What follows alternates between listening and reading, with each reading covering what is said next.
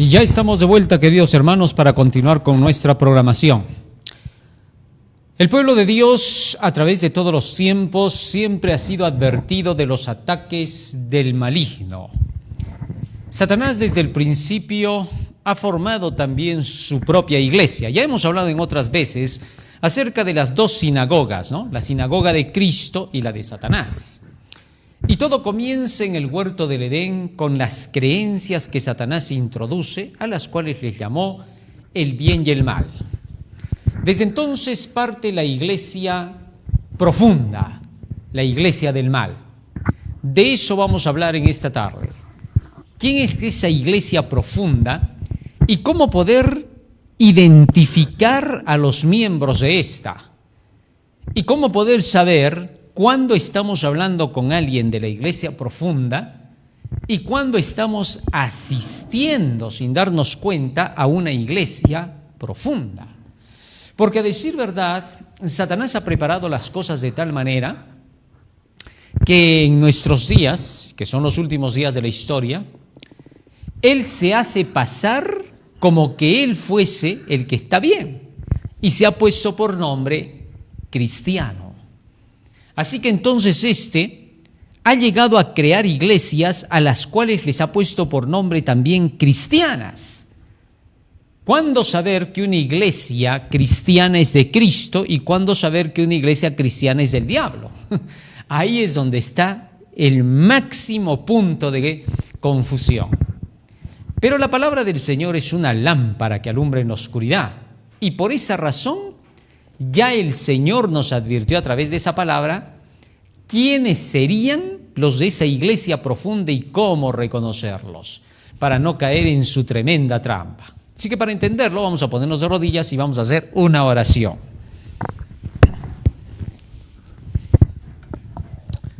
Bondadoso Padre que moras en los cielos, estamos agradecidos a ti porque nos das la vida y la salud. Y te rogamos, Padre Santo, que tu presencia nos acompañe para entender tu santo y bendito mensaje. En el nombre de Jesús. Amén. Amén, Señor. Amén. Y no te olvides que desde mañana estamos iniciando ya la campaña de fin de año. La campaña que titula Anarquía, que algunos han preguntado por qué se le ha puesto ese título de anarquía. Bueno, anarquía significa rebelión contra el gobierno de Dios, contra las leyes divinas. Y precisamente de eso vamos a hablar en esta semana, puesto que muy pronto, más pronto de lo que creemos, el mundo será empujado a tener que rebelarse abiertamente contra la ley de Dios. El anticristo va a buscar implantar su marca, que es la rebelión, la anarquía final, que se desarrollará en nuestro mundo. Pero de eso vamos a hablar en la semana, así que corre la voz, dale like a la página, viralízala para que otros también puedan saber que vamos a llevar a cabo esta semana de oración, que es sumamente importante, con nuevas referencias, nuevas evidencias y nuevos datos, en los cuales se va a mostrar lo que espera en los próximos días para nuestro mundo, a fin de que podamos estar preparados, porque del pueblo de Dios se dice que Él sabrá cuando Cristo está a las mismas puertas. Será un pueblo muy bien preparado, ordenado y disciplinado para poder pasar por este último proceso, mostrando ante el universo entero que es un pueblo que por servir a Dios será librado de esta última hora, tal como lo prometen las Escrituras. Por cuanto has guardado la palabra de mi paciencia, yo también te libraré de la hora de la prueba, dice el escrito está. Muy bien. Entonces, pasemos la voz para que todos puedan ver esa semana y participar en ella. Las Santas Escrituras nos muestran a las claras el tiempo en que estamos viviendo y los peligros que tendremos que enfrentar. Pero también a su vez la Biblia nos presenta los hechos históricos desde el principio del mundo para reconocer la verdad y poder comprender qué cosa es la mentira y no unirnos con ella. Cuando Satanás crea su iglesia, porque la trae a la existencia, ¿no? Lo hace con aquellos que se rebelan contra la palabra de Dios. Dios había puesto a Adán y a Eva en el jardín del Edén para que éstos pudieran vivir eternamente. Pero la serpiente, que era astuta más que todos los animales del campo, engañó a la mujer. Y una vez que engañó a la mujer, se declaró que la serpiente tendría una descendencia en la tierra, mientras tanto la mujer también tendría su descendencia. Abel iba a ser la representación de la descendencia de la mujer. Caín, la representación de la descendencia de la serpiente. Y estos dos conformarían dos grandes sinagogas, la sinagoga de Jesucristo y la sinagoga de Satanás. Por su parte, Satanás utilizó a Caín para deshacerse de Abel. Y desde entonces, la sinagoga de Satanás busca deshacerse de los fieles en esta tierra, de los creyentes en Dios, de aquellos que saben que solo son extranjeros y peregrinos en esta tierra y que por lo tanto no buscan los placeres de este mundo ni las ofertas de este mundo. Lo que buscan es algo más grande que eso, porque son gente que aspira nobleza, grandeza. El cristiano no piensa jamás en tamaño chico. El cristiano siempre piensa en grande. Es bastante ambicioso espiritualmente, y eso es lo bonito, no material ni carnalmente. Es ambicioso espiritualmente, ambiciona la inmortalidad y la vida eterna. No busca las cosas míseras de esta vida, como la fama, el poder, la riqueza, el prestigio. No busca eso, porque todo eso simplemente es pasajero y momentáneo. Él busca lo más grande, lo más noble, lo más alto, es decir, la riqueza inmortal. La ciudad con fundamentos, cuyo arquitecto es Dios, la Nueva Jerusalén. Una vida que se mide con la vida de Dios. Un reino de sacerdotes y gente santa. Un lugar donde abunda la grandeza y la gloria. Nada menos de eso busca el cristiano, porque el cristiano es una persona que siempre aspira a lo más alto, no le gusta estar de mediocre, no le gusta estar a media, no es conformista. El cristiano nunca se conforma, no puede hacerlo, es contra su naturaleza. El cristiano siempre anhela cosas más grandes, inacabables, divinas, eternas. No es fantasioso, no es soñador, no imagina, su vida no es una novela. El cristiano anhela la Nueva Jerusalén, no las fantasías que promete el hombre y que se destruyen con facilidad con un terremoto o una inundación como la de Valencia, sino busca la grandeza, el poder y la gloria. Eso es ser cristiano. Nadie lo iguala, no se puede. Y como el cristiano está preocupado en eso, no está preocupado en querer ser orgulloso ni altanero, ni tampoco atrevido y contumaz.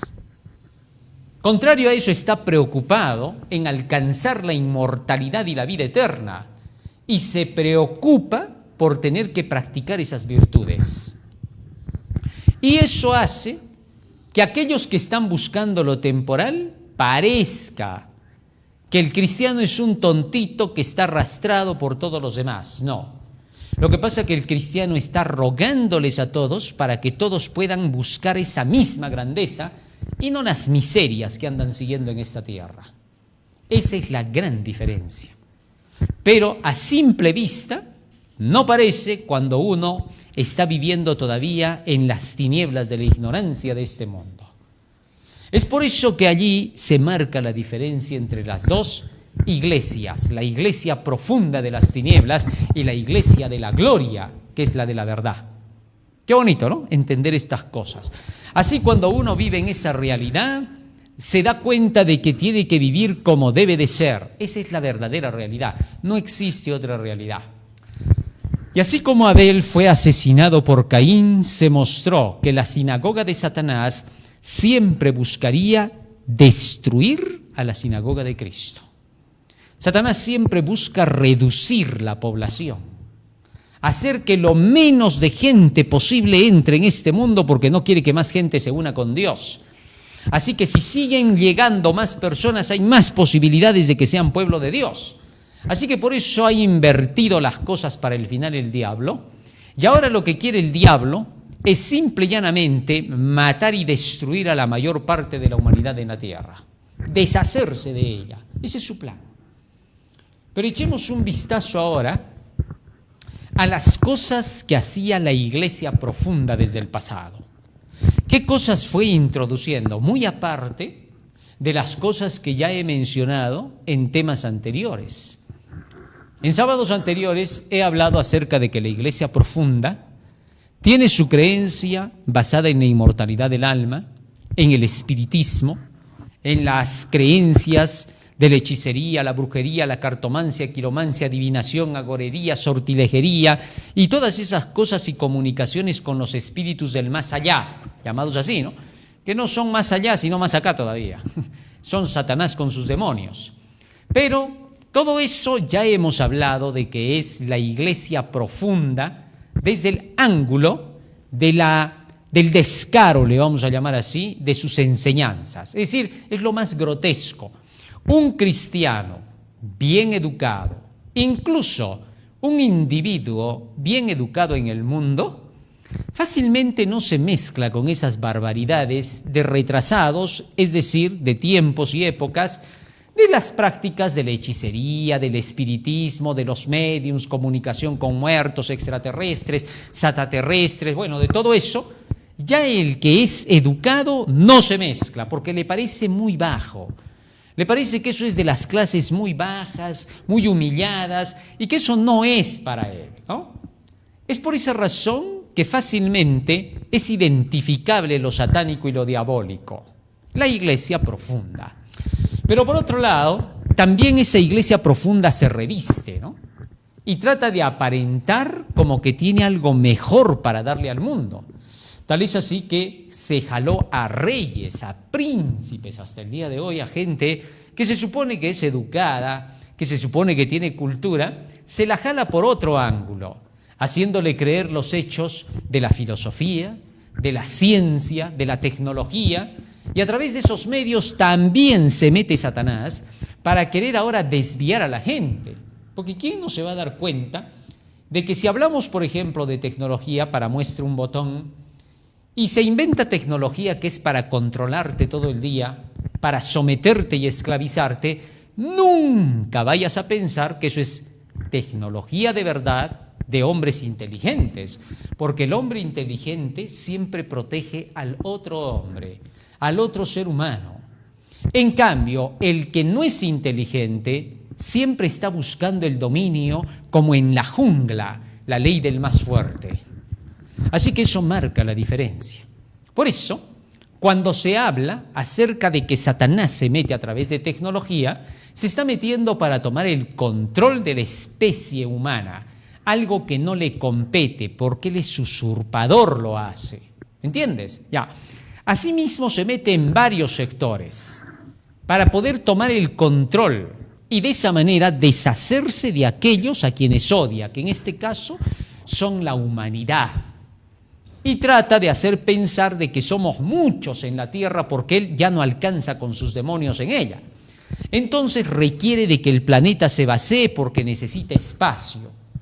Y por esa razón trata de deshacerse de la humanidad y la Biblia nos dice que eso buscará hacia el final del tiempo. Pero de eso ya también hemos hablado cuando se unan el anticristo, la imagen de la bestia y el dragón formando la grande Babilonia que descarada y abiertamente será la iglesia profunda. Muy bien, pero hay algo más que tiene esta iglesia profunda que vino desarrollándose desde la antigüedad con el nombre de paganismo y que luego llegó a confundir a la gente con diversos nombres, la alquimia, el tarot y muchas otras cosas parecidas hasta que llegó a introducirse incluso en el pueblo de Dios.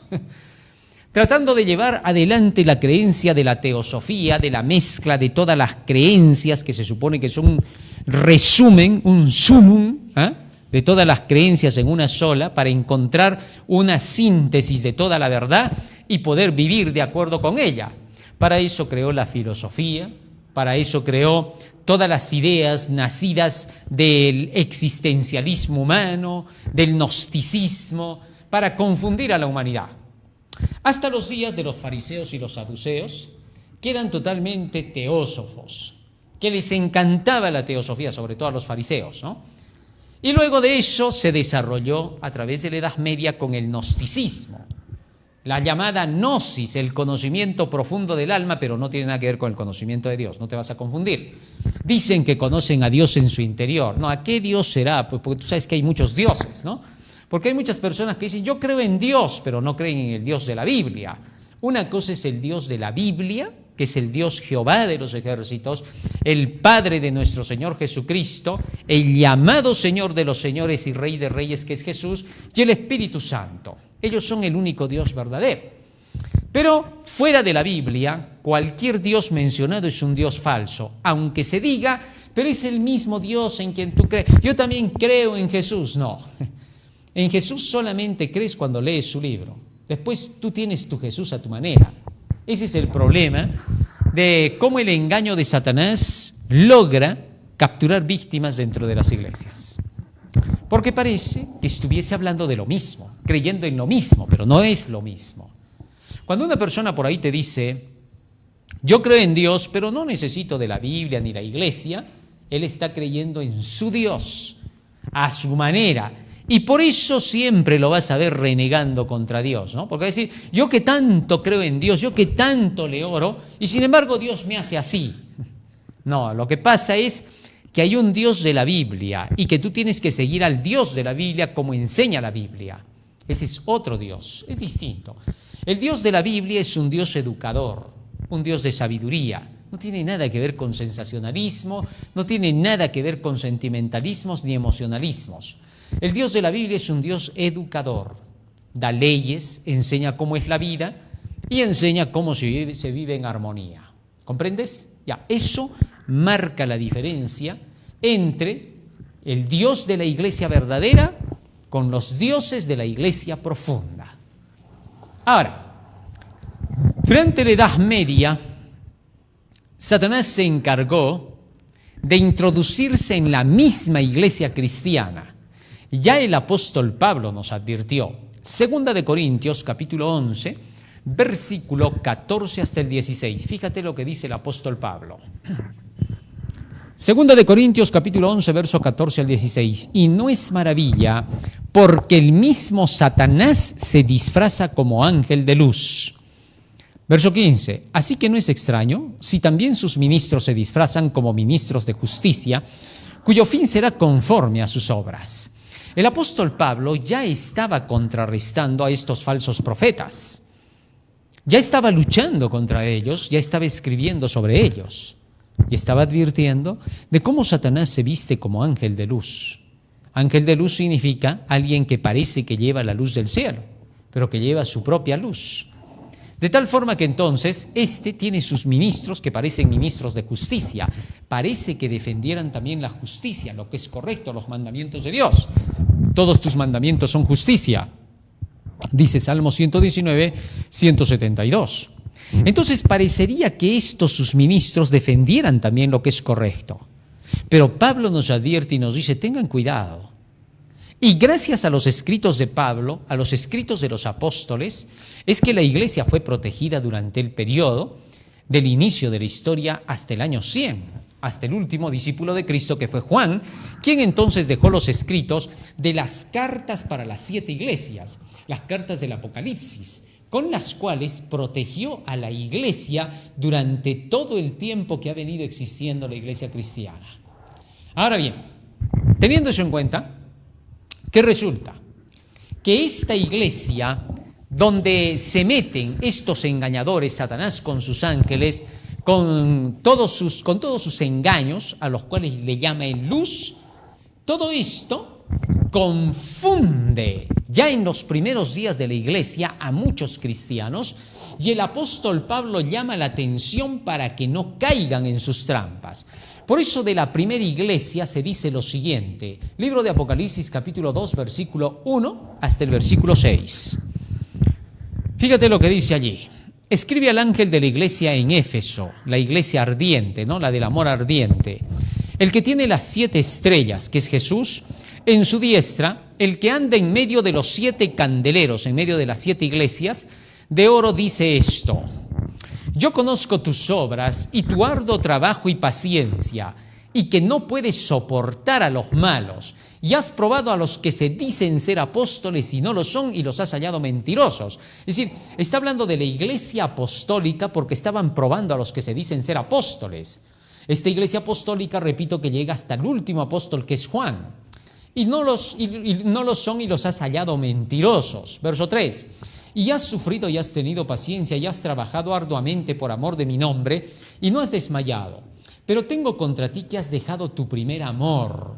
¿Qué cosa era eso? Recuerda por tanto de dónde has caído y arrepiéntete y haz las primeras obras, pues si no vendré pronto a ti, quitaré tu candelero, es decir, dejarás de ser iglesia, de su lugar si no te hubieres arrepentido. Pero tienes esto, que aborreces las obras de los nicolaitas, las cuales yo también aborrezco. El que tiene oído, oiga lo que el Espíritu dice a las iglesias. Al que venciere le daré a comer del árbol de la vida, el cual está en medio del paraíso de Dios. Ahora bien, esta primera iglesia, dice, había dejado su primer amor. Aunque esta iglesia luchaba contra los falsos apóstoles, contra los ministros de Satanás que se vestían como ángel de luz, había dejado su primer amor y ese era su problema. ¿Cuál era el primer amor entonces que tenía? El mismo texto dice, ¿no? Has dejado tu primer amor, por tanto arrepiéntete y haz las primeras obras. Las primeras obras que hacía la iglesia cristiana eran las obras de amor. Bueno, y cuando retrocedemos a las primeras obras que hacía la iglesia cristiana, era la de esparcir el evangelio como dinamita lo más rápido posible. No estaban detenidos, no estaban ellos revoloteando en un solo sitio, sino que se esparcían para llevar el evangelio a nuevos sectores. Buscaban terminar la obra lo más pronto posible. Ese era su primer amor, su arduo trabajo, su paciencia. Entonces estas primeras obras, estas primeras acciones de esta iglesia debían ser repuestas. Muy pronto la iglesia estaba mezclándose con costumbres mundanas. Estaba ya participando incluso de algunas creencias en los ídolos y en el paganismo. Y el misterio de la iniquidad ya se estaba introduciendo en la iglesia cristiana. Por eso el apóstol Pablo dice en 2 de Tesalonicenses capítulo 2 versículo 7, ya está obrando el misterio de la iniquidad. Así que entonces el misterio de la iniquidad ya se estaba metiendo. Ahora, ¿qué cosa es el misterio de la iniquidad? El misterio en la Biblia representa el evangelio. Y si es el misterio de la iniquidad, estamos hablando del falso evangelio.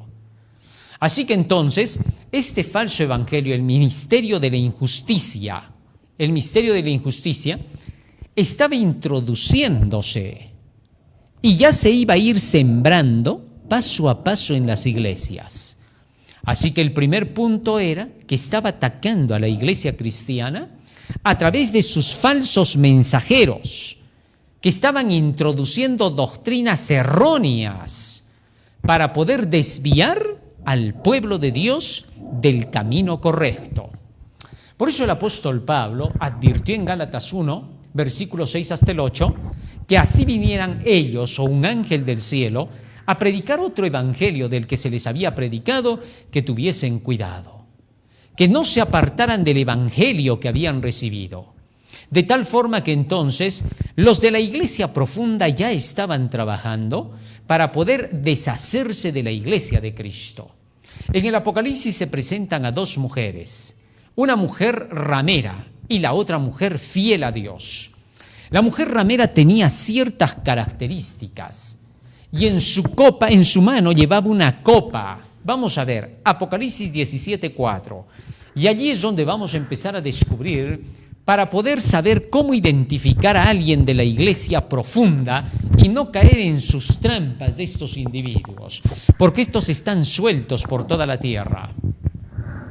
Y la mujer estaba vestida de púrpura y escarlata, y adornada de oro, de piedras preciosas y de perlas, y tenía en la mano un cáliz de oro lleno de abominaciones y de la inmundicia de su fornicación. ¿Qué cosa dice que tenía la mujer en su mano? Un cáliz de oro. ¿Para qué? Porque había dentro de ese cáliz toda la inmundicia de sus fornicaciones con los gobernantes de la tierra. Esa mezcla inmunda se las daba a beber a todas las naciones para emborracharlas y hacerlas caer en el vino de su sensualidad. Apocalipsis 17:2, fíjate lo que dice ahí.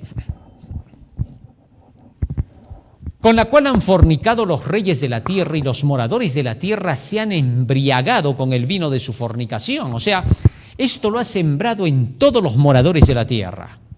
Y debido a eso es que esta mujer, esta iglesia ramera llamada Babilonia, ha llegado a formar a sus hijas bajo las mismas creencias.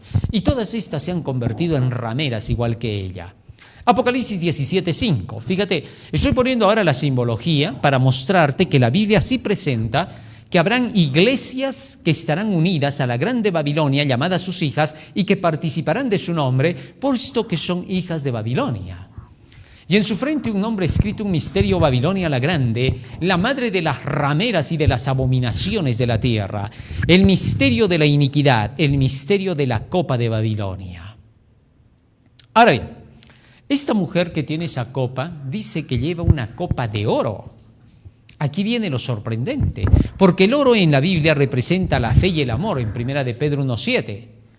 De manera que entonces, si representa el oro a la fe y el amor, la fe es el conocimiento de la luz de la verdad, es la creencia en la verdad de Dios.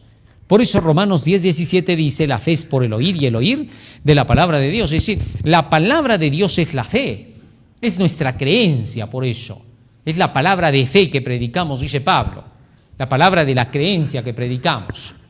Entonces, ocurre que ese oro que representa la fe y el amor está representando a la palabra de Dios. El amor es el cumplimiento de la ley, dice Romanos 13:10. De manera que entonces esta mujer aparenta llevar ante el mundo la palabra de Dios y la ley de Dios.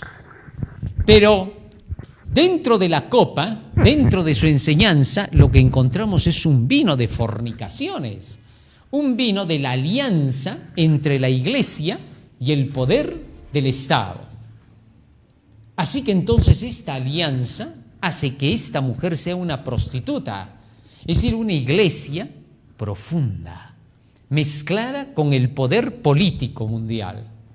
Y sobre todo, dentro de esa mezcla, se ve cómo esta mujer finalmente trabaja en alianza con el poder del dragón.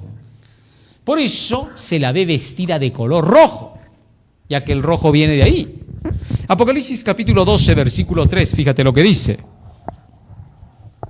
Apocalipsis 12:3. Apocalipsis 12:3. También apareció otra señal en el cielo, y aquí un gran dragón escarlata, rojo, que tenía 7 cabezas y 10 cuernos, y en sus cabezas 7 coronas. Y la mujer estaba vestida también de púrpura y de escarlata. Es decir, está mezclada con el dragón. No solamente se mezcla con los reyes de la tierra con el color púrpura de ser reina, sino también está vestida de rojo, de escarlata, que representa la alianza con el espiritismo. De ahí que esta iglesia está aliada con los gobernantes de la tierra y está aliada con el dragón, que es el espiritismo. Y de esa mezcla es que esta mujer da a beber a todas las naciones en esa copa de fornicaciones. ¿Te das cuenta? Muy bien. Ahora, el panteísmo, que es el espiritismo, se mete en estas iglesias de una manera muy sorprendente. A través del capítulo 2 de Apocalipsis se va mostrando cómo es que estas iglesias, estas 7 iglesias que representan a la iglesia del Señor, van siendo invadidas por el poder del espiritismo. En la segunda iglesia, donde se ve a la iglesia que está luchando por mantener la verdad, se ve que lo primero que hacen con ella es amenazarla, la buscan para asesinarla y matan por 10 días, 10 años, a muchos de los hijos de Dios. Y la iglesia luchaba por mantenerse pura. Y de pronto en la tercera iglesia se ve cómo el ocultismo se mete en los días de Constantino, en la iglesia de Pérgamo. De ahí viene su nombre Pergamia, que es doble matrimonio mezclada con el cristianismo y el panteísmo, el espiritismo. Entonces se introduce dentro de la iglesia la creencia en los ídolos. Así es como se presenta en la tercera iglesia. Léelo en casa, ahora no vamos a poder leer todo porque el tiempo no va a dar. Entonces, ¿qué ocurre? Que dentro de ese periodo la iglesia es atacada por el espiritismo. Ya comenzaba a introducirse la doctrina de los nicolaitas, la doctrina que enseñaba la fe sin obras. Esa era la doctrina nicolaita, una doctrina que estaba relacionada directamente con las enseñanzas de Balaam. Balaam profesaba ser el profeta de Dios, pero sus obras eran contrarias porque adoraba a los ídolos. Es decir, la fe sin obras, una creencia supuesta en Dios, pero contraria a los principios de la palabra del Señor. Así que entonces, allí se nos muestra el peligro de esta introducción de estas creencias, el nicolaísmo. Y de esa manera es como la iglesia comienza a aceptar estas doctrinas. El apóstol Santiago dice en Santiago capítulo 2, versículo 17 al 22 lo siguiente. Escucha lo que dice allí el apóstol. Y aquí vamos ya descubriendo para este tiempo final cuáles son las doctrinas que vendrían introduciéndose y que vamos a reconocer a los de la iglesia profunda. Santiago capítulo 2, verso 17 al 26. Así también, la fe si no tiene obras, decía Santiago, es muerta en sí misma. Es muerta en sí misma, significa no existe. Pero alguno dirá, tú tienes fe y yo tengo obras. Muéstrame tu fe sin tus obras y yo te mostraré mi fe por mis obras. Ahora Santiago está poniendo los puntos sobre las íes. ¿Qué cosa está diciendo? Mira, tú dices que tienes fe, ya está, muéstrame tu fe sin obras. Y yo te voy a mostrar mi fe por mis obras. Es decir, mis obras van a testificar de la fe que estoy creyendo. Eso es lo que está diciendo Santiago. Sigue diciendo más. Pero alguno, ¿tú crees que Dios es uno? Pregunta Santiago. Bien haces. También los demonios creen y tiemblan. Fíjate lo que está diciendo ahora Santiago, ¿eh? Tú dices que crees en Dios, está bien. Pero también los diablos creen en Dios. No pueden negarlo porque han sido echados del cielo. Negarlo sería negar su propia existencia de ellos. Así que ellos no pueden negar la existencia de Dios porque lo han visto, lo conocen. Y por eso te pregunta aquí Santiago y dice, ¿tú crees que Dios es uno? Está bien. También los demonios creen y tiemblan. ¿Qué les falta entonces para salvarse a los demonios si ya creen? ¿Ah? Muchos dicen, solo cree y ya está salvado. Esos son los de la iglesia profunda.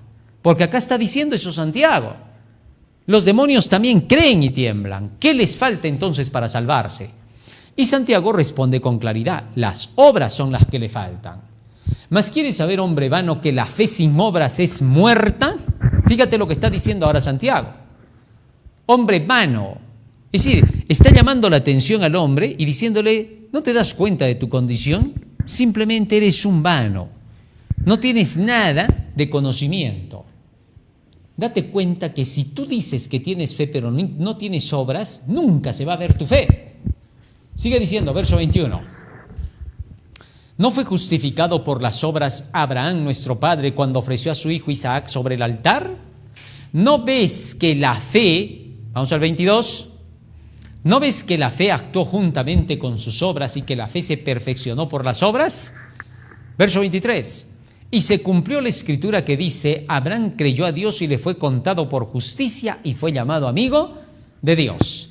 Fíjate cómo ahora Santiago aclara el punto y dice, ¿te das cuenta de cómo funciona la fe con las obras? Que no te olvides que Abraham, para demostrar su fe, tuvo que realizar las acciones de lo que creía. De esa forma, es como Santiago ya había dejado las bases para que la iglesia nicolaíta, la de Balaam, no pudiera entrar en acción, sino que contrario a eso, la iglesia de Balaam no tuviera acceso en la iglesia de Dios. La iglesia profunda no podría ingresar dentro de la iglesia de Dios para tomarla, mientras la iglesia de Dios viviera de la fe unida con las obras. Ahora bien, la fe debía de estar bien fundamentada. Por eso es que en el libro de Romanos 10:17 se nos dice cuál es el fundamento de la fe. Vamos a ver, Romanos capítulo 10, verso 17. Así que la fe es por el oír y el oír por la palabra de Dios. Es decir, no hay fe si no hay el oír de la palabra de Dios. Eso es lo que está diciendo Pablo acá. De manera que entonces la iglesia verdadera, en principio, viviría de toda palabra que sale de la boca de Dios.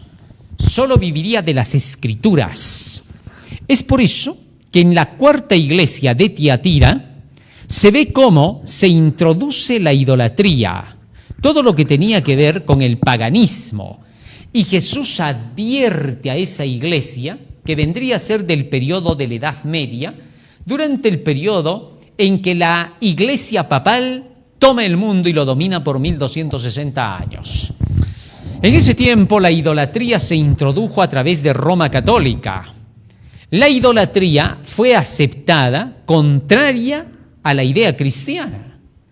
Así que entonces hubo luchas dentro de esa iglesia y el protestantismo se levantó dentro de la iglesia católica para poder protestar en contra de muchas de estas cosas, por cuanto habían errores dentro de la creencia que se estaba llevando como cristiana.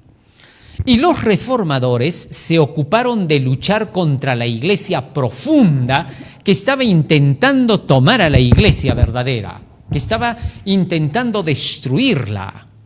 De tal forma que entonces lucharon contra ella y quisieron producir una gran reforma dentro de la misma iglesia romana. Pero pronto se dieron cuenta que la iglesia romana, con sus doctrinas basadas en la filosofía desde Platón incluso, y llevando las ideas de Constantino el Grande, ya era una iglesia que había sido corrompida y por lo tanto se había hundido. Y dentro de esa iglesia la idolatría había llevado al espiritismo. Tal es así que muchos de sus dirigentes, de los que llevaban adelante supuestamente la obra, llamados los pontífices con sus dirigentes eclesiásticos, los del magisterio, habían llegado a mezclar tanto las doctrinas de la Biblia con las ideas de los filósofos, ¿no?, de los antiguos filósofos, y con las ideas de los llamados padres de la iglesia. Y entonces de esa forma la iglesia se había vuelto en una iglesia profunda. Los protestantes, los que protestaban, los reformadores, contra estas ideas, pronto se dieron cuenta de que tenían que salir de ella. Pero Dios mismo se encargó de sacarlos, porque esa iglesia había rechazado la verdad. En la iglesia del tiempo de Tiatira, nosotros vemos que Jesucristo amenaza a esta iglesia y que le dice: si tú no dejas tu idolatría, vendré pronto a ti con la espada de mi boca. Vamos a leer un poquito de esa iglesia para entenderlo. Apocalipsis capítulo 2, versículo 17 creo que es, para entrar directo a la iglesia de Tiatira. Y vamos a ver un poquito de lo que se dice ahí, solo para que tengamos una idea y reconozcamos a la iglesia profunda. Verso 18, ¿no? Y escribe al ángel de la iglesia en Tiatira: el Hijo de Dios, el que tiene ojos como llama de fuego y pies semejantes al bronce bruñido, dice esto: yo conozco tus obras de amor y fe y servicio y tu paciencia, y que tus obras postreras son más que las primeras.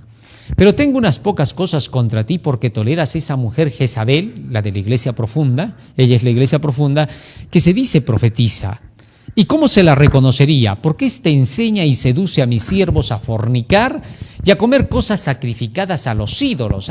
O sea, es la que introduce la idolatría, la que empuja a la adoración a las imágenes. Y es por eso que durante la Edad Media esta iglesia fue la reprochada por los reformadores. Y a comer cosas sacrificadas a los ídolos. Verso 21. Y le he dado tiempo, 1260 años, para que se arrepienta, pero no quiere arrepentirse de su fornicación, de la adoración a los ídolos.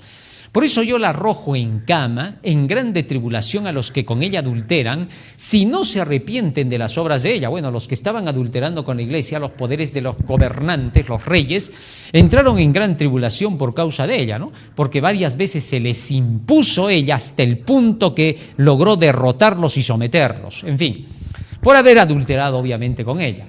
Y a sus hijos heriré de muerte, y todas las iglesias sabrán que yo soy el que escudriña la mente y el corazón. Esto pasó en 1798. Y os daré a cada uno según vuestras obras. Pero a vosotros y a los demás que están en Tiatira, cuantos no tienen esa doctrina y no han conocido lo que ellos llaman las profundidades de Satanás, la iglesia profunda, yo os digo, no os impondré otra carga. Pero lo que tenéis, retenedlo hasta que yo venga. Al que venciere y guardare mis obras hasta el fin, yo le daré autoridad sobre las naciones. Así que entonces el Señor amenaza a esta iglesia de Tiatira y le dice que vendrá a pelear con la espada de su boca, y cumplió con la iglesia de Tiatira, y los reformadores pelearon con la espada que salía de la boca de Cristo. Ya la promesa venía desde la iglesia de Pérgamo y se cumplió en Tiatira, y a Tiatira le dijo: ahora a todos los que se han unido contigo los echo en cama y los llevo a grande tribulación por adulterar contigo. De esa forma es como entonces se puede notar que la iglesia profunda introduce toda la creencia idolátrica de las fornicaciones y prostituciones de ella. ¿A través de qué? A través de la doctrina del panteísmo, de la fe sin obras. Increíble. Y en lugar de eso, se salen del camino de la palabra de Dios, que es la fe, la verdadera fe, y comienzan a introducir todas las filosofías que ya mencioné del paganismo. Y a través de esas filosofías se apartan de la palabra de Dios, y Roma crea una nueva fe. Interesante, por eso la copa de oro. Tenía ahora su propia fe, aparentaba llevar la fe de Cristo, pero no era la fe de Cristo. Y toda la creencia de Babilonia se basa en lo que enseñan las filosofías, desde Platón, sobre lo que es el ser, lo que es el alma. Y comienzan a distorsionar la idea hasta que apoyan la idea de la inmortalidad del alma. Sorprendente. De ahí que entonces, cuando la iglesia romana introduce el panteísmo, junto con esa creencia, vienen un sinfín de errores. Errores que hasta ahora han permanecido tanto en la iglesia romana como en sus hijas. Por eso se dice de sus hijas que siguen la misma idea que ella, la misma falsedad de ella. Pero lo más peligroso del asunto viene cuando estas creencias, hacia el final del tiempo, van a atacar incluso al pueblo de Dios. Interesante. Ahora, esas creencias del panteísmo, ¿en qué se basan? Bueno, analicemos un poco de lo que enseña el panteísmo. El panteísmo habla de temas como el amor, ¿ya? Hace mucho hincapié en el amor. Le encanta el mensaje del amor al panteísmo. Ellos hablan mucho acerca del amor en la humanidad, del amor que nace del interior del hombre, del amor que es abstracto, del amor que tiene su fundamento en el deseo humano. Interesante. También se le llama amor profano, pero ellos dicen que no es profano, sino que es el amor puro. ¿Y en qué se basa este tipo de amor? Se basa simplemente en imaginaciones. Veamos un poco de eso. Romanos capítulo 13, versículo 10. La Biblia nos da el concepto de lo que es el amor. Romanos 13, 10.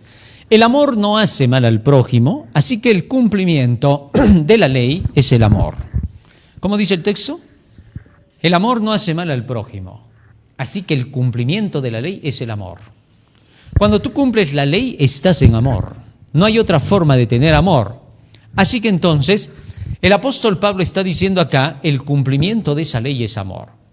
Haciendo eco de la voz del apóstol Pablo, el apóstol Juan nos dice lo mismo. Primera de Juan 5:3. Primera de Juan 5:3. Fíjate lo que dice allí. Pues este es el amor a Dios, que guardemos sus mandamientos, y sus mandamientos no son gravosos. El amor a Dios, según Juan, es guardar los mandamientos de Dios. ¿A qué mandamientos se está refiriendo? Algunos dicen, bueno, acá está refiriéndose pues a los dos grandes mandamientos. Ama a tu Dios sobre todas las cosas y a tu prójimo como a ti mismo. Ese es el amor del cual se está hablando, de guardar los mandamientos aquí. Bueno, primera de Juan capítulo 2, versículo 3 y 4 nos va a explicar a qué mandamientos se está refiriendo. para no equivocarnos. Y en esto sabemos que nosotros le conocemos, si guardamos sus mandamientos. Ahí está hablando Juan. El que dice yo le conozco y no guarda sus mandamientos, el tal es mentiroso y la verdad no está en él. Verso 7. Hermanos, no os escribo mandamiento nuevo, sino el mandamiento antiguo que habéis tenido desde el principio. ¿A qué mandamiento se está refiriendo? No dice al mandamiento nuevo, sino al mandamiento ¿qué? Antiguo. Cuando tú guardas los mandamientos que vienen desde la antigüedad, desde los días de Moisés, estás en amor, dice Juan. Y el que no guarde esos mandamientos no anda en amor. Así que por esa razón en el capítulo 5 dice, este es el amor a Dios, que guardemos sus mandamientos.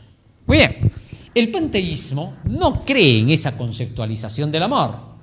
El panteísmo tiene sus raíces en el paganismo. Uno de los más grandes panteístas fue el Imperio de Grecia. Grecia hablaba del amor del sentimiento, por eso ellos eran muy sentimentales. Para ellos valía todo tipo de amor. Si tú amabas a un hombre o a una mujer, era lo mismo. Todo valía con tal que sea amor. Si amabas a los animales, con el mismo amor que amabas a tu pareja, sea hombre o sea mujer, tú estabas en amor. Todo era amor para ellos en ese sentido. Si haces algo por amor, vale. Así sea lo peor que hagas, pero si lo haces por amor, vale. ¿Por qué? Porque el amor todo lo logra. Era su explicación. Una explicación que Pablo tuvo que aclarar. Que el amor todo lo logra, pero cuando es el amor genuino, el que nace de la ley de Dios. Así pues entonces, estos griegos llegaron a separar al amor en tres partes, ¿no?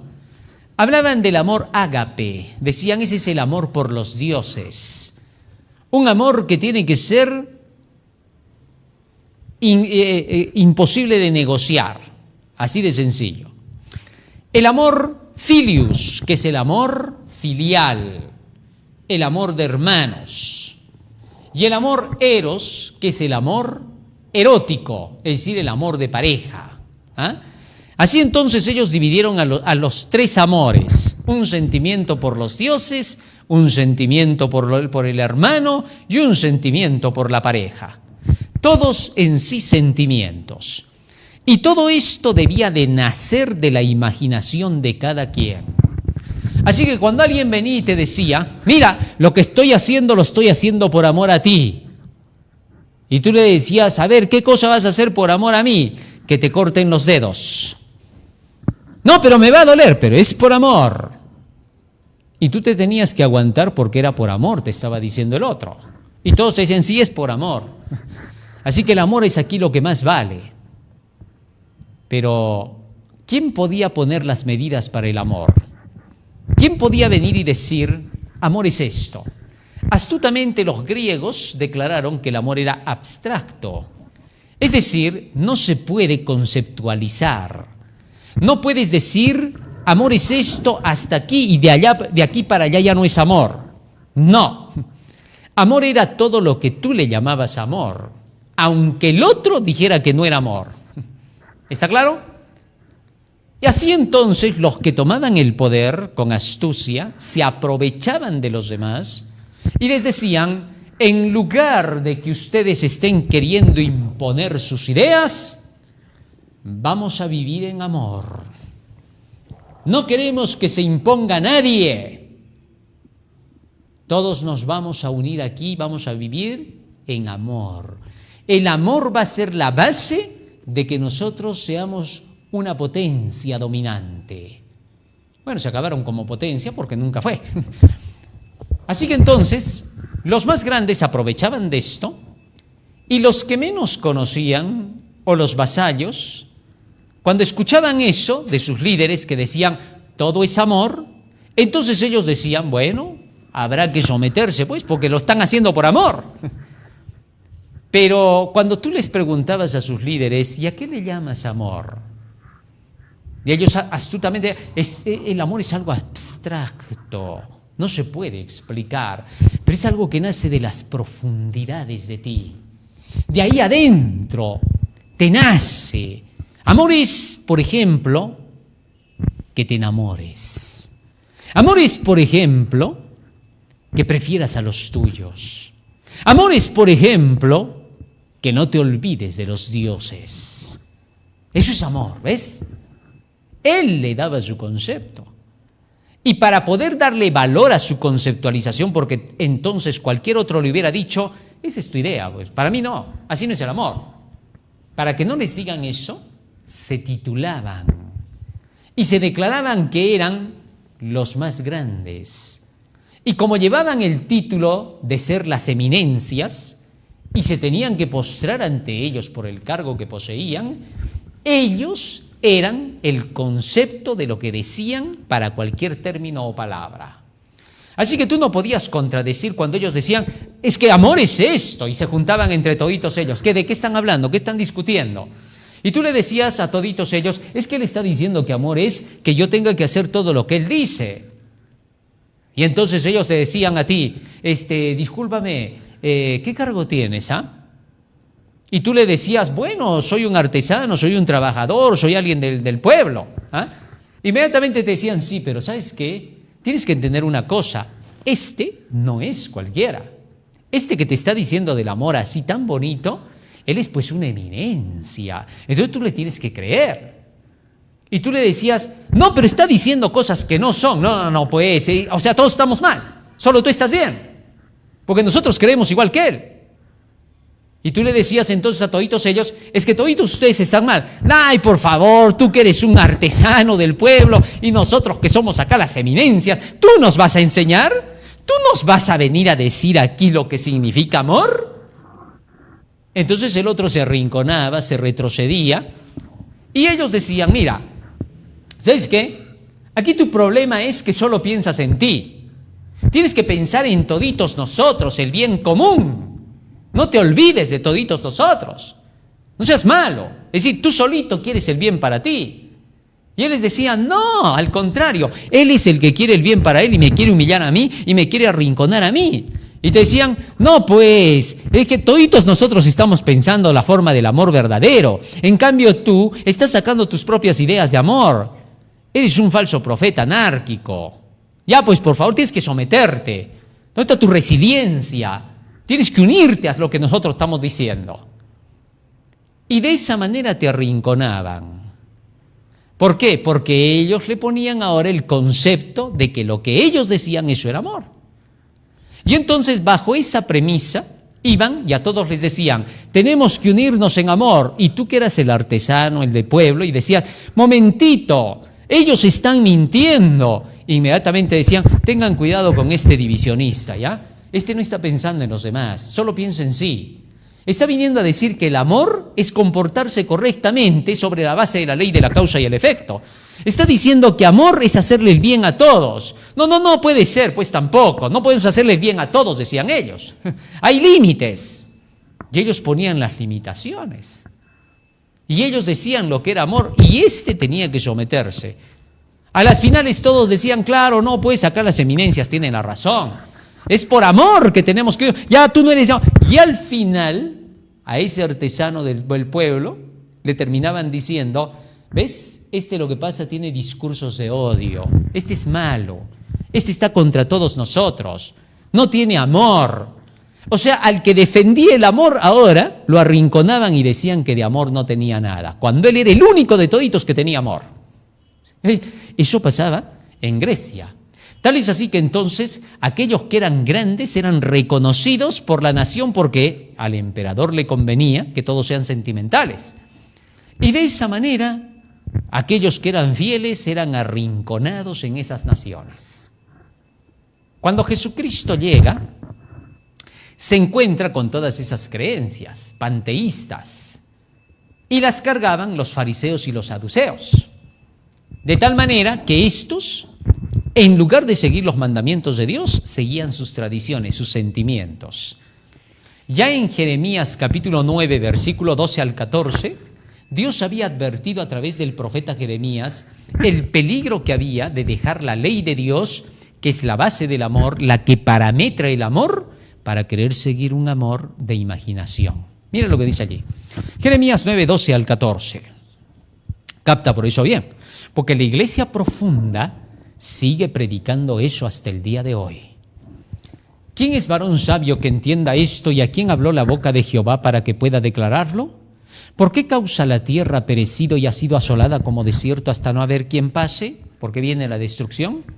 Dijo Jehová, porque dejaron mi ley, la cual di delante de ellos, y no obedecieron a mi voz ni caminaron conforme a ella, es decir, no vivieron en amor. Antes se fueron tras la imaginación de su corazón y en pos de los Baales según les enseñaron sus padres. ¿Qué cosa dice que es el dejar la ley? Es terminar siguiendo la imaginación. Es decir, dejas el amor y amor para ti es lo que tú te imaginas. ¿Ahora te das cuenta? Por eso es que el ecumenismo es una farsa, es una mentira. Porque el ecumenismo se basa en hacer alianzas todas las iglesias en lo que ellos llaman amor. Ellos no se unen en doctrinas, por favor. Ellos dicen que la doctrina nos separa, nos divide, nos hace pelear. Empezando por el Papa, él declara que no necesitamos estar discutiendo por doctrinas, dice él, sino, más bien, debemos unirnos en amor. Que las doctrinas traen división y te hacen pelear, pero que el amor nos une. Ese es un juego de palabras, porque ¿a qué le está llamando amor? ¿A qué le está diciendo amor? Ese es un invento. Él está llamándole amor a lo que a él le conviene que se llame amor. Para él, amor es esto. Fíjate, para muestra solo un poquito, ¿no? Amor es que todas las iglesias, todas, se unan otra vez con Roma ecuménicamente y que acepten lo que él les dice que se tiene que hacer. Si tú aceptas lo que él dice, aunque contradiga la Biblia lo que él dice, pero lo haces por lo que él llama amor y que tú nada de eso ni siquiera lo entiendes, entonces estás en amor. Tal es así que, por ejemplo, él te dice, acepta las ideologías. Pero la Biblia dice que las ideologías no sirven. Sí, pero lo vamos a hacer por amor. ¿Por amor a qué? Ese es tu amor, lo que te nace a ti, que tú llamas amor, el amor humano, lo que no sirve para nada, el humanista. ¿Ah? Y entonces él, ¿qué dice? Es que si no aceptamos a los satanistas y les damos besos y abrazos, entonces no estamos demostrando amor. ¿Te das cuenta? O sea, quiere que se acepte lo del diablo en nombre del amor. Así al final hay que aceptarlo a Lucifer por amor. Aunque es el diablo, lo aceptamos por amor. No tiene ningún sentido. Eso se llama panteísmo. ¿Te das cuenta? Donde ahora, como tú eres un Dios, tú declaras lo que es el amor. De ti nace lo que es el amor. Ya no es Dios es amor, ahora tú eres amor. ¿Te diste cuenta? El hombre no es amor, nunca lo ha sido, nunca lo va a ser, nunca. Que eso quede bien grabado en la cabeza de toda la colectividad humana, ¿eh? El colectivo humano, ¿qué? Nunca va a haber amor en el hombre, nunca. Así, la palabra nunca, N-U-N-C-A, nunca. Así. Porque el hombre es malo. El apóstol Pablo dice, Romanos capítulo 7, verso 18, escúchalo bien, esto es para que reconozcas a los de la iglesia profunda. Romanos 7, 18, mira lo que dice el apóstol Pablo. Yo sé que en mí, esto es en mi carne, en mí como ser humano, no mora el bien, no hay amor, no hay nada bueno.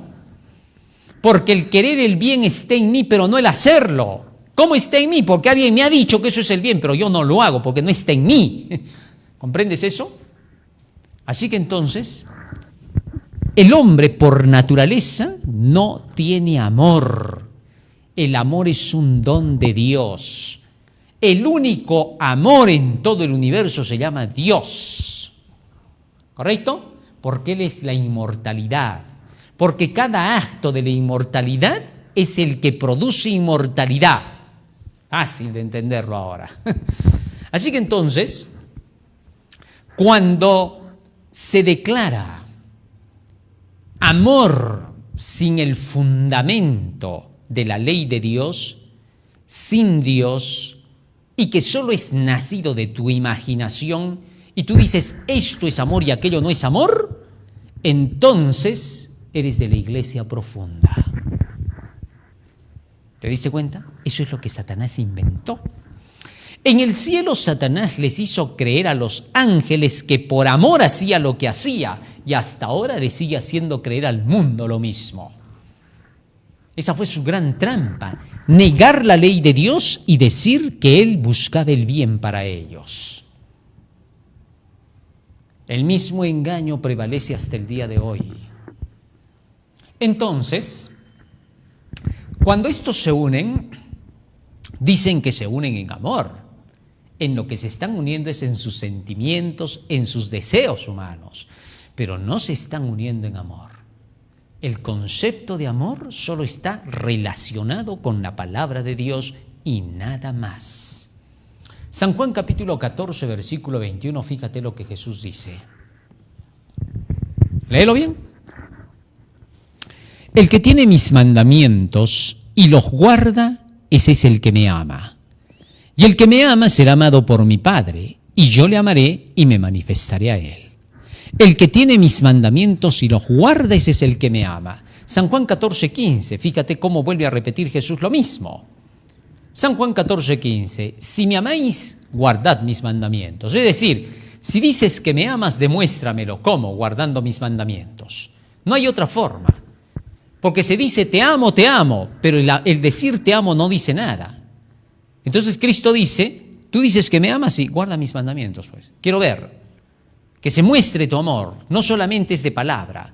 Primera de Juan capítulo 3, verso 19, fíjate lo que dice allí. Primera de Juan capítulo 3, versículo 19. Versículo 18, perdón. Hijitos míos, no amemos de palabra ni de lengua, sino de hecho y en verdad. El amor verdadero se manifiesta en acciones, en las acciones basadas en los mandamientos de la ley de Dios, no en cualquier acción. Porque hay algunos que te dicen, sí, pero amor es aceptar cualquier tipo de ideología. Por ejemplo, este hombre siente que es un animal. Entonces, ¿qué tengo que hacer? ¿Qué te sientes tú? Me siento perro, dice el otro. ¿Ves? Él se siente perro. Entonces yo tengo que demostrarle amor. ¿Cómo le voy a decir, cómo te vas a sentir perro? Estás enfermo, estás mal de la cabeza. ¿Cómo le voy a decir eso? Entonces, como le amo, tengo que comprarle su correíta, se la pongo a su cuello, y entonces le pongo un nombre y lo empiezo a jalar por la calle, porque él es un perro, él se siente perro. Oye, pero lo estás arrastrando, lo estás humillando. ¿Cómo vas a tener a un ser humano atado con una cuerda al cuello? Pero él quiere, así quiera, ¿cómo lo vas a humillar? ¿Por qué eres tan perverso? Y él te dice, ay, ¿cómo vas a decir eso? Yo no soy, al contrario, le estoy mostrando amor porque lo paseo por la calle. Obviamente tú vas a decir, eso es locura, porque lo es, pero él le llama amor. ¿De dónde ha sacado él que eso es amor? En toda la Biblia no hay nada, y la Biblia es la base del amor, no hay más amor que lo que está en la Biblia. Si alguien dice que hay amor fuera de la Biblia, es su idea personal.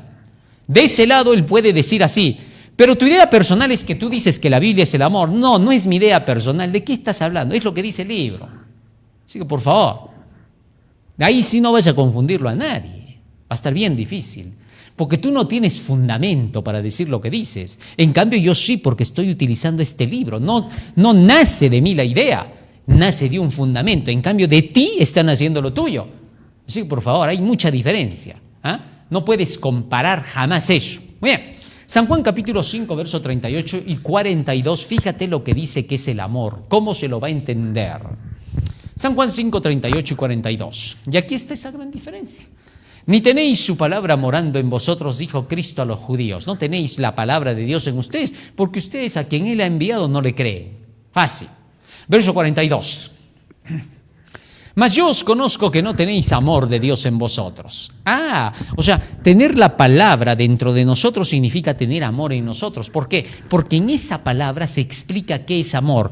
Todo lo que te manda esa palabra se llama amor. Todo lo que te prohíbe es lo que no es el amor. Ya está.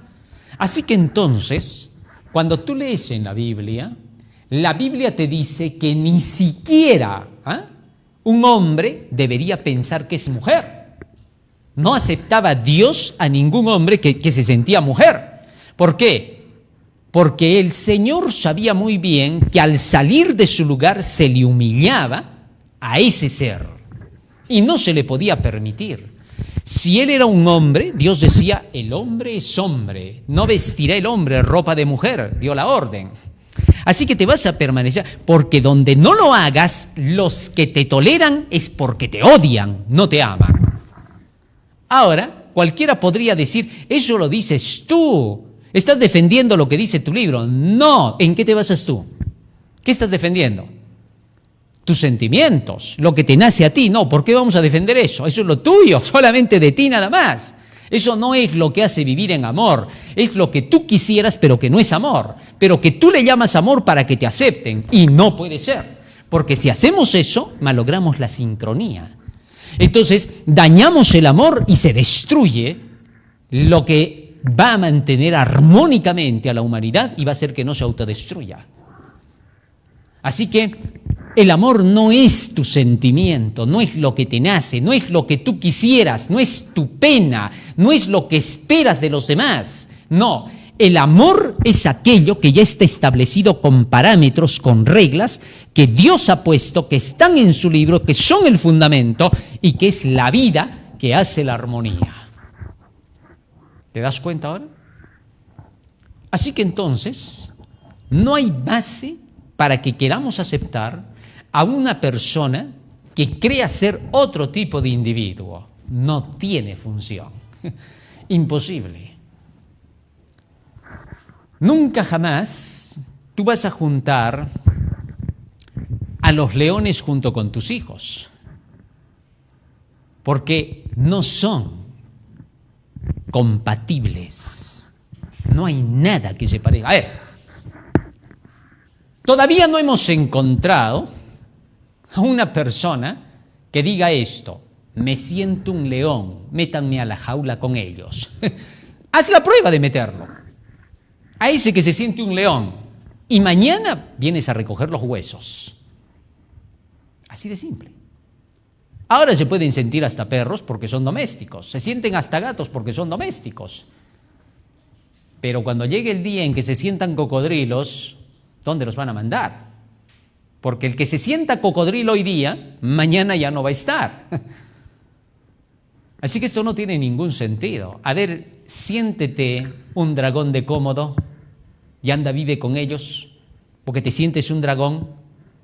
Verás que mañana ya no estás, ya fuiste la merienda de ellos. No pues, no tiene ningún sentido. Así que por favor, eso no es amor. Querer aceptar de otra persona que te diga que siente algo que no es amor. Así de sencillo. Le haces un daño. Pero bien, eso como muestra de un botón, para que tú te des cuenta de que el amor tiene un fundamento real. En este caso la Biblia nos presenta que el fundamento es la ley de Dios. Y que cuando el hombre sigue tras sus imaginaciones, termina perteneciendo a la iglesia de Baal, la iglesia profunda. ¿Te diste cuenta? Muy bien. De manera que entonces vas a reconocer a los de la iglesia profunda cuando escuches a esos líderes que te predican muy lindo del amor, pero que te obvian a la ley de Dios. Así te digan las preciosas maravillas sobre la palabra amor y luego te alejen de la Biblia, te alejen de la palabra de Dios, no les creas, son de la iglesia profunda. Fíjate en esto. Me sorprendí cuando encontré a un pastor que predicaba y decía así: hermanos queridos, decía, necesitamos vivir en amor. Dios es amor y quiere que seamos todos amor igual que Él. Así que por esa causa, el conocer demasiado no te ayuda. Hay muchos que conocen de pe a pa la Biblia y sin embargo no cumplen, dicen pero no hacen. El hombre parecía un ángel predicando. Así que entonces termina diciendo este hombre, ¿para qué tanto conocimiento? El amor debe prevalecer. Eso es lo que vas a llevar al cielo, solo amor. Y toditos aplaudieron. ¡Qué lindo mensaje!, ¿no? Así que entonces alguien se le acerca y le dice a este predicador, ¡qué lindo discurso! ¡Ah, gracias!, le dice, ¿no? Y le dice, ¿te puedo hacer una pregunta? ¡Claro! ¿Cómo llegaste tú a la fe? ¿Cómo llegaste a conocer que Cristo es tu Salvador? ¿Y cómo tú llegaste a entender que Dios es amor? Yo nunca he visto esa palabra, esa frase. ¿Cómo que no?, le dice. No, pues es que ¿de dónde has sacado eso de que Dios es amor? Te lo estás inventando, le dice el otro. Y este pastor le responde, la Biblia dice en 1 de Juan 4:8 que Dios es amor. No, pero tú has dicho porque no Biblia. Tú has dicho que solo el amor. ¿Cómo te vas a basar ahora en la Biblia para decir Dios es amor si estás sacando de la Biblia? Estás contradiciéndote, pues, hombre. Y el pastor se le queda mirando. Pero el amor, pues el amor. Claro, el amor, le dice el otro, pero eso lo ha sacado de la Biblia. O sea, estás engañándole a la gente. ¿Por qué? Porque bien te has leído toda la Biblia, ¿eh? Para ti, has encontrado en este libro que habla del amor, que Dios es amor, y ahora te utilizas de eso que has leído en el libro para venirles a decir a los otros sobre el amor. No crean en la Biblia. Así, pero si tú has llegado leyendo con la Biblia eso, ¿eh? ¿Qué te pasó? ¿Te das cuenta lo ilógico que eres? Todos esos que se dicen ser predicadores, sorprendentemente después de que te dicen que solo en el amor hay que vivir, que las doctrinas nos dividen, increíblemente, asombrosamente, ¿sabes qué hacen? Te citan textos bíblicos para hablarte del amor. ¡Qué horror! Sorprendente. Ahora, ¿cómo te puede incitar la Biblia y decir, Jesús dijo, por cuanto tuve hambre y me diste de comer, tuve sed, me diste de beber, estuve hambriento y me diste de comer, fui forastero y me recibiste, estuve en la cárcel y vinisteis a mí? Y te dicen, ahí está el amor. ¿Ves? ¿Para qué tanto conocimiento de doctrinas? Jesús dijo claramente que ese es el amor. E irán estos a la vida eterna y los otros al fuego eterno. ¿Ahora te das cuenta por qué solo amor? Oye, pero momentito, ¿de dónde has sacado eso? Ahí está, pero la Biblia lo dice, te dicen todavía, ¿no? Y tú le dices en ese momento, ¿ves? Pero eso es doctrina, ¿ves? Porque estás hablando de la Biblia, es una doctrina de Cristo, es una enseñanza. ¿Cómo dices entonces no doctrinas? ¿Cómo dices que las doctrinas divides si estás usando una doctrina para querer llevar adelante tu proclamación, que no sé cuán inventada está? ¿Te das cuenta ahora? ¿Cómo pueden querer utilizarse de textos bíblicos, incluso de la palabra amor y Dios, cuando eso está sacado de la Biblia? Los grandes líderes, desde el Papa hasta los demás pastores que apoyan esta idea ecuménica, ¿cómo pueden decir Dios es amor si eso está en la Biblia? Si es una doctrina de la Biblia. ¿Dios es amor es una doctrina? ¿O qué vas a negar? Ya no creo que falte teología incluso. Es una doctrina de la Biblia. Y si tú dices las doctrinas dividen, ¿qué haces predicando la doctrina del amor? Si eso divide. Entonces, no tiene pies ni cabeza. Todo líder espiritual, todo predicador, se supone que viene a predicar el evangelio de la Biblia, la palabra de Dios. Y no puede decir en ningún momento, no necesitas de este libro. un amo sin amor. No funciona. No es verdad. Es una mentira. Muy bien. Eso en la frase amor.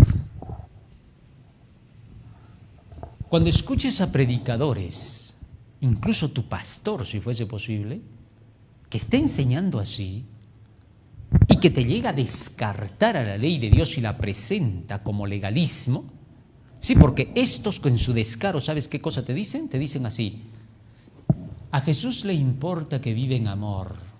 A él no le interesan los legalistas que quieren hacer todo lo que dice la ley al pie de la letra. Así te dicen. Es increíble, asombroso. ¿Cómo le vas a llamar tú legalismo a la obediencia a la ley de Dios? ¿De dónde has sacado eso? Muéstrame con la Biblia dónde está la palabra legalista en toda la Biblia. Muéstramela, por favor. No, bueno, pero es que se entiende que eso pues es legalismo. Lo que hacían los judíos, por ejemplo, ir al pie de la letra con la ley, eran legalistas, dicen, presuponen. Pero cuando tú vienes a la Biblia, no es lo que te están diciendo. Los judíos no eran guardadores de la ley. ¿Quién te ha hecho creer eso? Eso te han inventado. Mira lo que dice 1 de Juan 7:19. El mismo Jesús, ¿qué cosa dijo? 1 de Juan 7:19. O San Juan, capítulo 7, verso 19. Mira lo que dijo Jesús. San Juan, capítulo 7, versículo 19. ¿No os dio Moisés la ley? Está hablando de la ley. ¿Y ninguno de vosotros cumple la ley? ¿Qué les dijo a los judíos? ¿Cuántos cumplían la ley? ¿Ah? ¿No decían que los judíos iban al pie de la letra? ¿No decían que los judíos eran legalistas? ¿No decían que los judíos cumplían con toda la ley y eran estrictos? Bueno, Jesús los contradice. Jesús está diciendo otra cosa acá. ¿No os dio Moisés la ley y ninguno de vosotros cumple la ley? ¿Por qué procuráis matarme? Porque la ley dice no matarás. ¿Ah? O sea, ¿en qué paramos? Y decir que los que guardan la ley son legalistas, eso es un absurdo. Porque si guardar la ley de Dios es legalismo, te voy a presentar al peor de todos los legalistas de la tierra, le vamos a llamar así. San Juan capítulo 15, verso 10, mira lo que dice allí. San Juan 15, 10, te voy a presentar al máximo legalista, mira el máximo legalista. Si guardaréis mis mandamientos, permaneceréis en mi amor, así como yo he guardado los mandamientos de mi Padre y permanezco en su amor. ¿Quién dijo eso? Jesús. ¿De qué mandamientos? De la ley de Moisés. He guardado los mandamientos de mi Padre y estoy en su amor. Todos saben que esos son los mandamientos de Dios. ¿Ah? Entonces, ¿qué era Jesús al guardar los mandamientos de su Padre? ¿Ah? ¿Legalista? No, pero él está diciendo otra cosa ahí. He guardado los mandamientos de mi Padre y estoy en su amor. No dijo y soy legalista. Así que, por favor, aquellos que le quieren llamar legalismo a la obediencia de la ley de Dios es porque ellos son astutos. Y vas a ver por qué. Porque al hacerte desviar de los mandamientos de Dios, ahora vas a hacer todo lo que ellos te digan, porque ellos le van a llamar amor a todo lo que ellos digan. Se van a forrar con eso. Entonces, ¿qué cosa te van a decir a ti? Te van a decir, momentito, tú tienes que aceptar lo que nosotros imponemos. Y tú le vas a decir, y ustedes tienen que aceptar lo que yo les impongo. Y ellos te van a decir, no. ¿Por qué? Tus discursos son de odio. Tú llevas mal. No, pero yo los amo a toditos ustedes, les vas a decir. Y ellos te van a decir, no, porque no coincides con nosotros. Y tú le vas a decir, ¿y qué cosa quieren pues ustedes entonces? Nosotros te van a decir todos esos que dicen amor, queremos un mundo de pecado, de vicio, de maldad y que nadie nos condene. Porque el amor significa que nadie nos condena. Vivimos como nos dé nuestra gana sin que nadie nos condene. Pero eso no es amor, porque se van a terminar matando entre ustedes si viven así. ¿Ves? Tus discursos de odio. Resulta que no nos amas. No quieres que hagamos lo que nos gusta, pero sí quieres que hagamos lo que tú quieres. Cuando es todo al revés. Ellos quieren que tú hagas lo que ellos quieren y si no, tú no estás en amor. ¿Te diste cuenta ahora? Eso pasa, la anarquía viene y el desorden cuando se deja la base, Dios, su palabra. Así que nunca le vamos a llamar amor a lo que esté fuera de este libro. Nunca, jamás. Porque el día que se haga eso, la anarquía nace y la autodestrucción llega. Y eso no se va a permitir.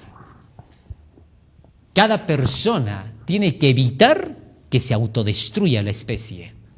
No se puede permitir. Porque eso no es amor. ¿Te diste cuenta? Las bases están bien estructuradas por la palabra de Dios. Ahora, con el propósito de que tú no vengas a la Biblia para entenderla, el panteísmo ha inventado que la fe es un sentimiento y no conocimiento. Interesante. Así que ellos te dicen, todo lo que necesitas es fe. Ten fe y lo vas a lograr. Solamente cree. Y tú le dices, pero la fe no es solo creer. La fe es conocer la palabra de Dios, porque en Romanos 10:17 dice que la fe es por el oír de la palabra de Dios.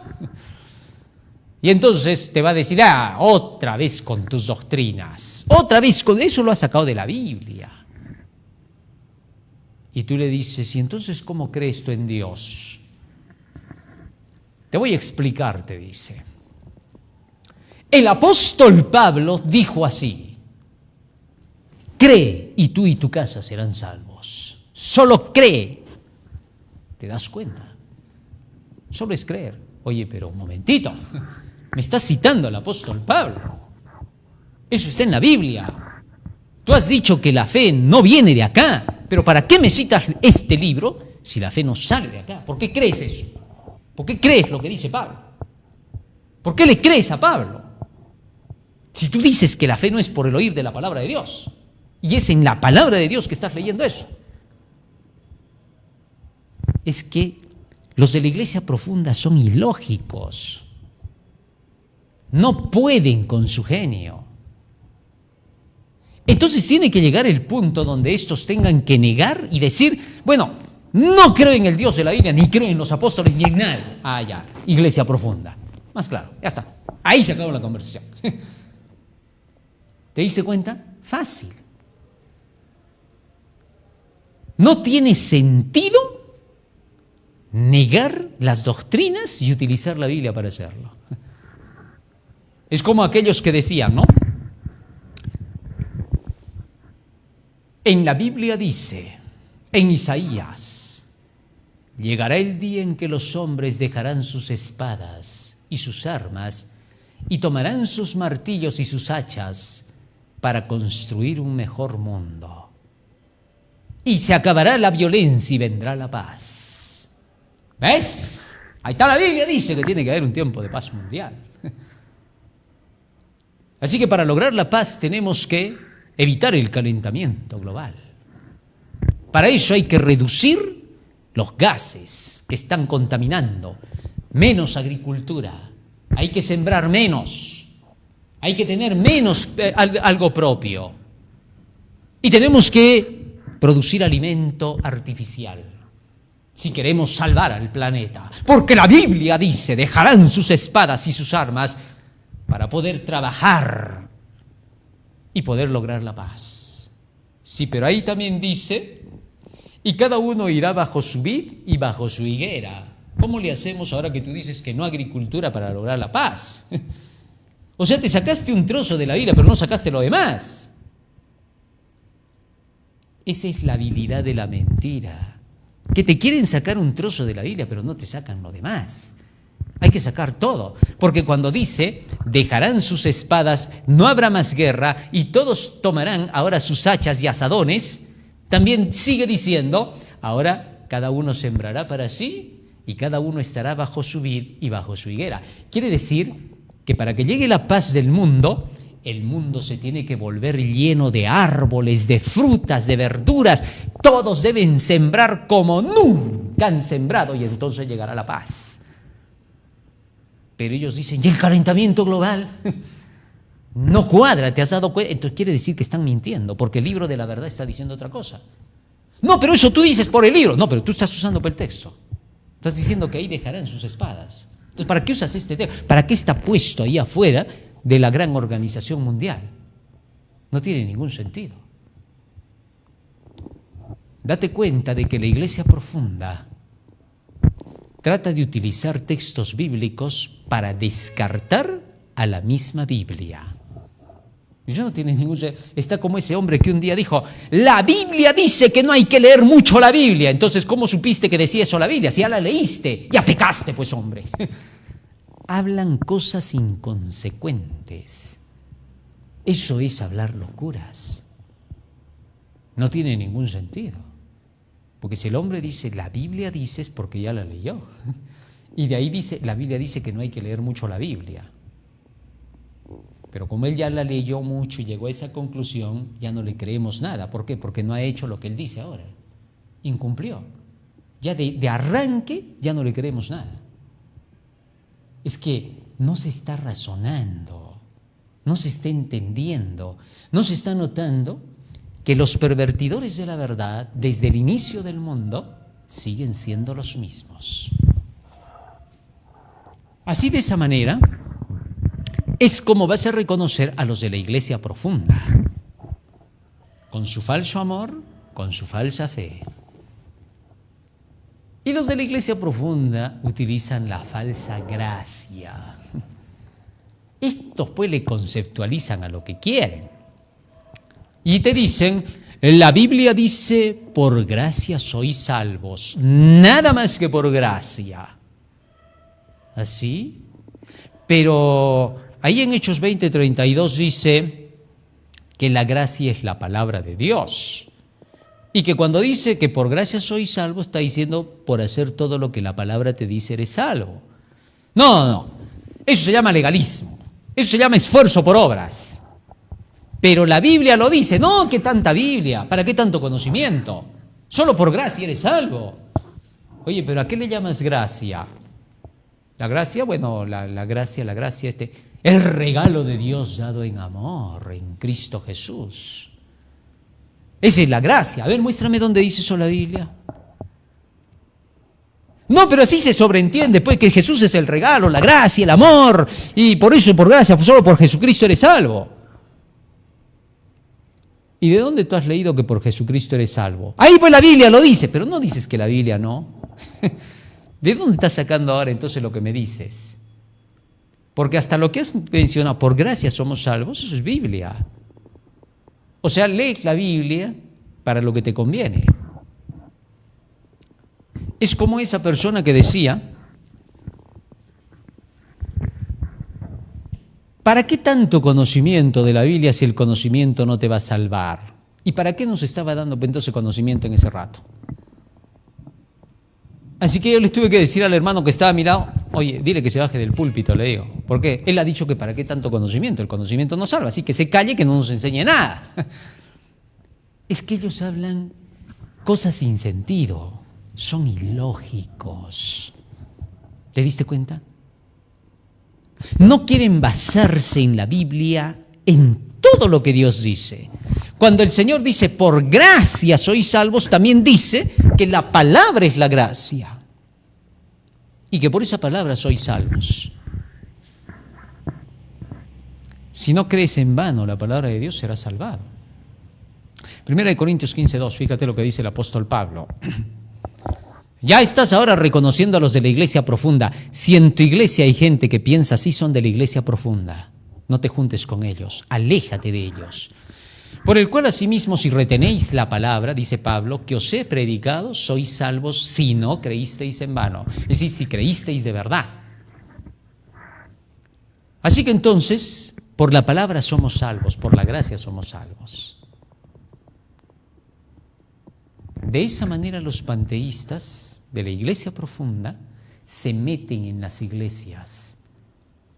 Ese protestantismo llamado de izquierda, esa teología llamada de liberación, te enseña y te entrena para que prediques estas mentiras y engaños al mundo. reconoce cuando tu pastor está metido en eso. Recházalo, no le escuches, ciérrale las puertas y dile que deje el cargo lo antes posible, mañana mismo. Que no lo tenga. No digo hoy porque es de noche. Mañana mismo. Desde mañana que ya no le escuches. No es de Dios. Aquellos que son de la iglesia profunda te van a hablar cosas muy, pero muy parecidas porque van a utilizar de textos de la Biblia, pero van a seleccionar aquello que corresponde a lo que ellos te quieren decir. ¿Comprendes o no comprendes eso? Así de sencillo. Ahí el asunto se va poniendo más fuerte y candente. Pero si los reconoces, no caerás. Los de la iglesia profunda ahora buscan el ecumenismo. Son los que estuvieron en el monte llamado Sinaí, porque así dijeron que iban a estar, y ahí rompieron los 10 mandamientos de la ley de Dios, de color verde, como buscando los nuevos mandamientos ecológicos. Esos son la iglesia profunda. Ellos son los que están en las profundidades de Satanás, que dice la Biblia. Ellos son los que permanecen con la idea de Tiatira. Esos no tienen nada que ver con el cielo. Esos son la sinagoga de Satanás. No te juntes con ellos. Dentro del pueblo adventista del séptimo día también están metidos los de la iglesia profunda. En todas las iglesias católicas y protestantes se han metido los de la iglesia profunda. Son los espiritistas y satanistas los que dejan que se meta dentro de la iglesia toda suerte de ideas que son mundanas, paganas, que son directamente de las tinieblas. Todas estas fuerzas satánicas se han metido en las iglesias y están utilizando nuestros púlpitos para poder proclamar un mensaje falso. Y todavía lo están revistiendo con nuevos términos.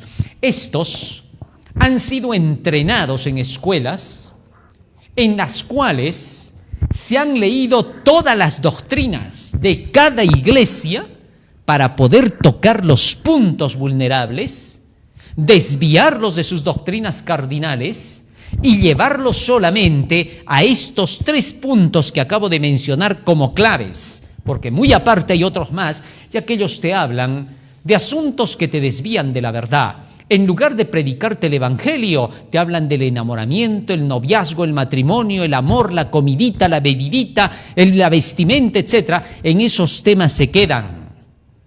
Porque esos temas no son de la doctrina de Cristo, son las flores que nacen de la doctrina. Así que por favor no te equivoques. De manera que todas estas cosas son presentadas por ellos para desviarte de la verdad cardinal de la Biblia. ¿Cuál es la verdad que enseña la Biblia? Al Cristo preexistente que luchó con Satanás en el cielo, con el dragón. Al Cristo que viene a la tierra para salvar al mundo siendo el sacrificio de la cruz. Al Cristo que resucitó. Al Cristo que está intercediendo, al Cristo que está en plena expiación en la hora del juicio y al Cristo que ya viene por segunda vez mostrando las señales que deben alegrarnos que Él ya viene. Cuando los hijos de Dios vieran en el mundo lo que estamos viendo hoy, guerras, rumores de guerras, enfermedades, hambres y pestes, debían levantar sus cabezas porque su redención estaba cercana. Es decir, al ver todo esto, si esta iglesia profunda no hubiera engañado, todos los fieles estarían contentos diciendo, las señales de que viene el libertador se están dando en el mundo. Estarían felices de que Jesús venga y apresurarían su venida. Pero la iglesia profunda no quiere que el Salvador venga y te dice, ¿cómo vas a predicar mensajes de miedo? Diciendo que ya llega Cristo, que ya va a llegar el fin de la historia. No puedes predicar eso. ¡Qué miedo, qué susto! Hipócritas, porque estos mienten. Porque si hay algo que alegra al cristiano es saber que Jesús ya viene. El verdadero cristiano es el más feliz de la tierra al saber que Jesús viene por segunda vez. Anhela que llegue, si es posible, esta misma noche. Desea con ansias que el Salvador llegue a la tierra, porque es el libertador. Anhela con todo su corazón que Jesús llegue. Y para que Jesús llegue, el cristiano no simplemente dice, me voy a portar bien ahora. No simplemente dice, voy a ser santito ahora. No simplemente dice, voy a ser un angelito, ya me tengo que portar bien porque ya va a ser el fin del mundo. No. El cristiano dice, voy a escudriñar más la Biblia, voy a estudiar más la palabra de Jesús para poder estar al día con toda la verdad de Cristo y que me encuentre así, lleno de su verdad, vestido con su vestido. Y todas esas buenas acciones que se llaman santidad y pureza se dejarán ver cuando estés lleno de la palabra, porque santifícalos en tu verdad, tu palabra es la verdad. Ahora, debemos instar a la gente a que porque Jesús viene, necesitan llenarse de este libro. Llénate del libro, del conocimiento, y estarás listo para la venida de Cristo. Porque si te dicen, tienes que portarte bien porque Jesús ya viene, ni siquiera esta noche te vas a portar bien. No, así no es, pues. Pues no tienes poder, comprende. Necesitas el poder de Cristo. El Evangelio es poder de Dios para salvación. Necesitas llenarte del Evangelio. Y este Evangelio por la palabra que os hemos predicado. ¿Comprendes? Llénate de la palabra. No le creas al diablo cuando viene y te dice, te puedes conocer la Biblia de la A a la Z, y eso no te va a ayudar, no te va a cambiar. Hay muchos que leen toda la Biblia pero no han cambiado. No le creas, es un mentiroso. Fíjate que un día una persona me dice, hay muchos que se leen toda la Biblia pero no cambian. Y le dije yo, hay otros que no leen nada y esos ya no necesitan cambiar porque ya están del otro lado. Así de sencillo. ¿Por qué? Es que esa gente... Los que no leen la Biblia, imagínate, si el que lee la Biblia todavía no logra cambiar, y eso que está todos los días ahí gastando los ojos con la Biblia, imagínate pues el que no lee, es pura hipocresía. Nunca le creas a ese. ¿Por qué? Porque el que no anda con Cristo ni quiere caminar con Cristo, ¿cómo va a decir que ama a Cristo si nunca ha caminado con Él? ¿Cómo puedes amar a alguien a quien no conoces? No tiene ningún sentido, pues. Estás hablando lo que no es. ¿Ah? Así que entonces, la única forma es que te llenes de la palabra, te llenes de Cristo para que Cristo sea el que te restaure. Ojalá se puedan entender esas cosas a la luz de la verdad. Vamos a pedirle a Jesús que Él nos ayude para poder vivir de tal manera que podamos reconocer a todos los de la iglesia profunda. No te unas con ellos, así sea pastor, así sea tu papá el pastor, aléjate de él. Como te alejarías de la lepra. ¿Por qué? Porque te está llevando a las profundidades del infierno. No te unas con la iglesia profunda, hermano. En esta semana de oración vamos a hablar mucho sobre estos asuntos, porque esto va a calar al mundo entero. Así que necesitamos que el mundo entero esté claro. Presidentes, desde la primera potencia mundial hasta la última nación en la tierra, directores de iglesias, desde las iglesias más grandes de la tierra hasta los pequeños grupos de la tierra. Esta semana de oración es clave para todos. Necesitamos descubrir quién es quién, si no, será demasiado tarde. Sí, ojalá que podamos entender esto, porque la iglesia profunda está tan metida con las iglesias que dicen proclamar a Cristo, que tú podrías estarte uniendo con los de la iglesia profunda sin darte cuenta. Y en esta semana vamos a hablar de puntos que son claves para reconocer dónde se corre peligro con la iglesia profunda. Vamos a ponernos de rodillas y vamos a orar para pedirle a Jesús que nos ayude. Bondadoso Padre que moras en los cielos, estamos agradecidos a ti por las palabras benditas que nos das y te rogamos que todo lo que hemos aprendido quede grabado en nuestra mente y corazón, que sea el motor que impulse nuestras acciones. Quédate con nosotros en el día de hoy. En el nombre de Jesús. Amén. Amén, Señor. Muy bien, querido hermano, no te retires de la sintonía, que en breves momentos ya estamos de retorno para la despedida del Día del Señor. Amén.